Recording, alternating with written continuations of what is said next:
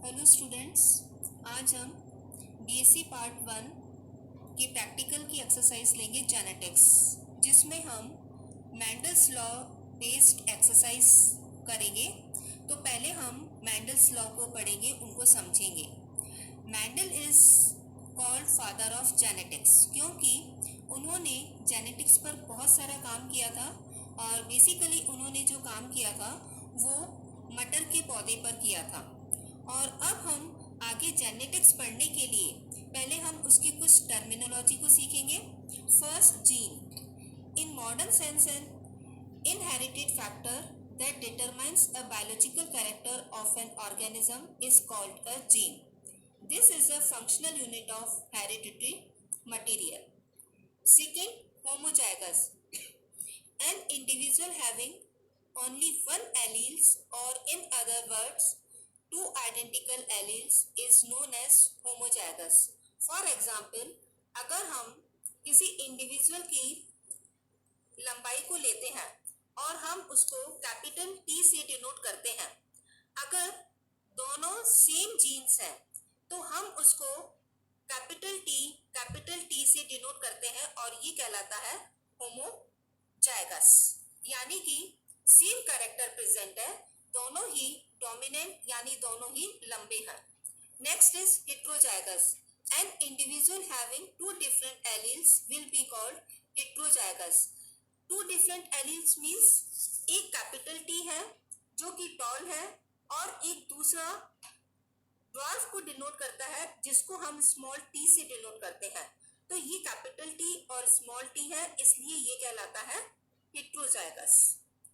Next terminology है monohybrid. When a single pair of genes or alleles are considered, such cases are known as monohybrid crosses. यानी कि जब हम एक single character को लेकर के क्रॉस करवाते हैं, सिर्फ एक ही कैरेक्टर को कंसीडर किया जाता है, तब वो कहलाता है monohybrid cross. Dihybrid cross, when two pairs of genes or alleles are involved, such crosses will be called dihybrid crosses. यानी कि जब हम दो कैरेक्टर्स लेते हैं तो हम टू पेयर्स ऑफ जीन्स को कंसीडर करते हैं, तो तब वो कहलाता है डाइहाइब्रिड क्रॉस। मोनोहाइब्रिड क्रॉस, अब हम मोनोहाइब्रिड क्रॉस जैसा कि हमने देखा उसमें हम एक ही कैरेक्टर को कंसीडर करते हैं। एक ही कैरेक्टर मीन्स दो जीन्स होते हैं। अब हमने जैसे इसमें फ्लावर के कलर को हमने कंसीडर करा है, एक फ्लावर लिया रेड कलर का, तो रेड कलर का है उसको हमने रेड को आर से डिनोट करते हैं। जब हम किसी डोमिनेंट कैरेक्टर को डिनोट करते हैं तो उसको कैपिटल लेटर से लिखते हैं, और जब हम रिसेसिव कैरेक्टर को डिनोट करते हैं तो उसको स्मॉल लेटर से लिखते हैं। अब जैसे रेड कलर का फ्लावर है तो हम उसको आर आर, ये एलील्स हैं, इससे डिनोट करा, और फिर व्हाइट फ्लावर है जो कि रिसेसिव है, उसको हमने स्मॉल आर से डिनोट करा। अब एक मेल फ्लावर है, एक फीमेल है, उसको हमने क्रॉस करवाया तो हमें F1 जनरेशन में रेड फ्लावर्स ही मिले, और लेकिन उनका जो एलील्स कॉम्बिनेशन है वो है capital R small R. Phenotypically ये सारे फ्लावर्स रेड कलर के दिखाई देते हैं क्योंकि इसमें कैपिटल आर डोमिनेट है जो कि स्मॉल आर को रिसेसिव है उसके ऊपर ये डोमिनेट करता है। अब हम F1 जनरेशन के जो फ्लावर्स हैं उनका क्रॉस करवाते हैं तो हमें दो तरह के गैमेट्स मिलते हैं, capital R and small R, capital R and small R. तो इसमें हम जब हमने क्रॉस करवाया तो capital R capital R capital R small R capital R small R small R small R, ये हमें जो मिला वो इस तरह से मिला। यहाँ पर एक फीमेल साइड के गैमेट्स हैं और इधर मेल साइड्स के गैमेट्स हैं, तो इनको क्रॉस कराने पर इस तरह से हमें ये फ्लावर्स मिले। अगर हम इनका रेशियो देखें, जो हमें बाहर से कलर का रेशियो दिखता है उसको हम बोलते हैं फिनोटिपिक रेशियो, यानी कि कलर या कोई भी जो हमें बाहर से दिखने पर हमें वो इंडिविजुअल दिखाई देता है और उस बेस पर जो हम रेशियो निकालते हैं उसको बोलते हैं फिनोटिपिक रेशियो। तो इसमें हमें बाहर से देखने पर 3 फ्लावर्स रेड कलर के दिखाई देते हैं, इसलिए 3 एंड एक फ्लावर हमें व्हाइट कलर का दिखाई देता है, तो इसलिए ये रेशियो हुआ 3:1। कैसे? रेड कलर इसमें ये कैपिटल आर है, ये डोमिनेट आर है, तो इसलिए ये रेड कलर का हुआ। फिर इसमें कैपिटल आर स्मॉल आर है, तो ये भी रेड कलर का हुआ।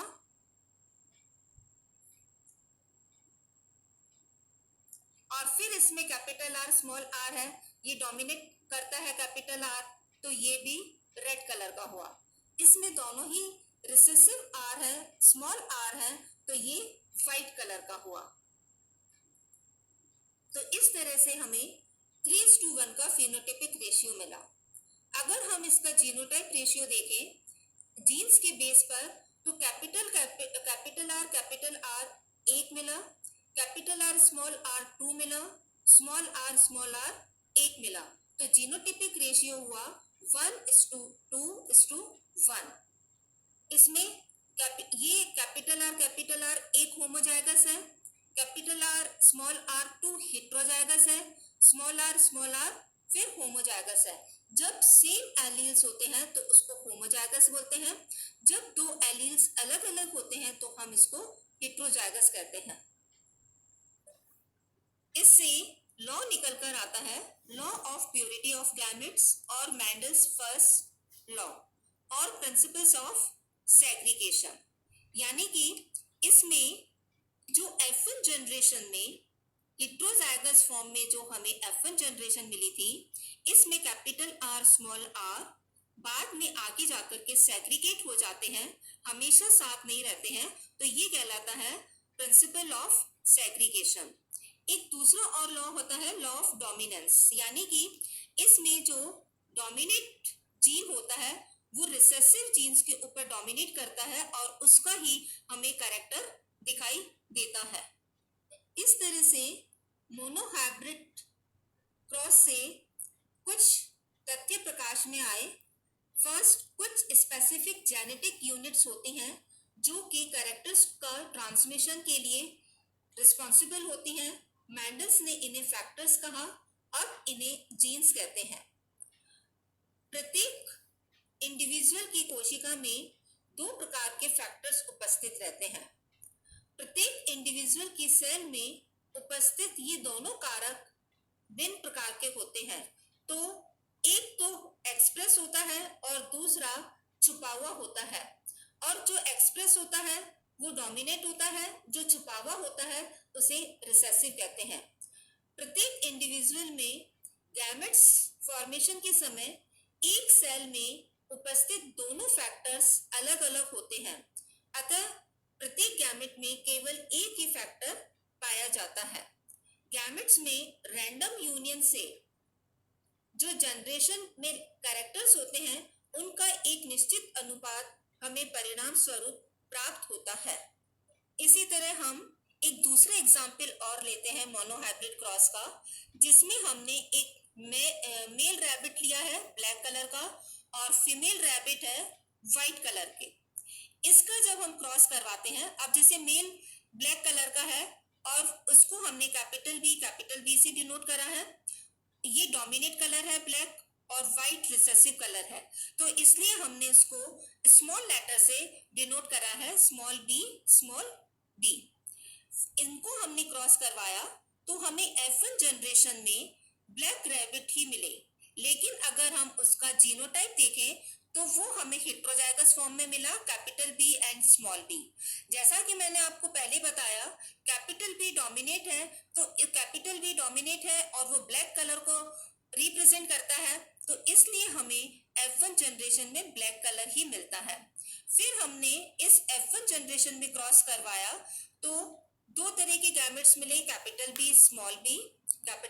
एंड स्मॉल बी, उनमें क्रॉस हुआ।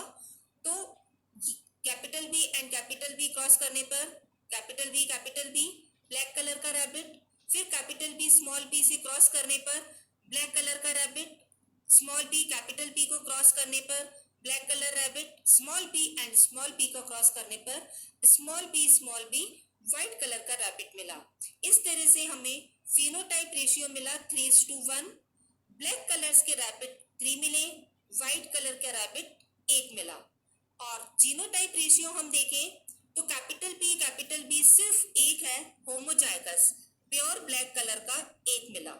फिर कैपिटल बी स्मॉल बी दो तरह के हैं, हेट्रोजाइगस, ये हाइब्रिड ब्लैक कहलाएगा, ये हमें 2 मिले। और फिर स्मॉल बी प्योर व्हाइट 1 मिला। और इस तरह से हमें जीनोटाइप रेशियो मिला 1:2:1। इस तरह से हमने ये मोनोहाइब्रिड क्रॉस का चार्ट देखा कि हमें किस तरह से फिनोटाइप और जीनोटाइप रेशियो मिलता है। अब हम नेक्स्ट लेक्चर में डाइहाइब्रिड क्रॉस को देखेंगे। Thanks class.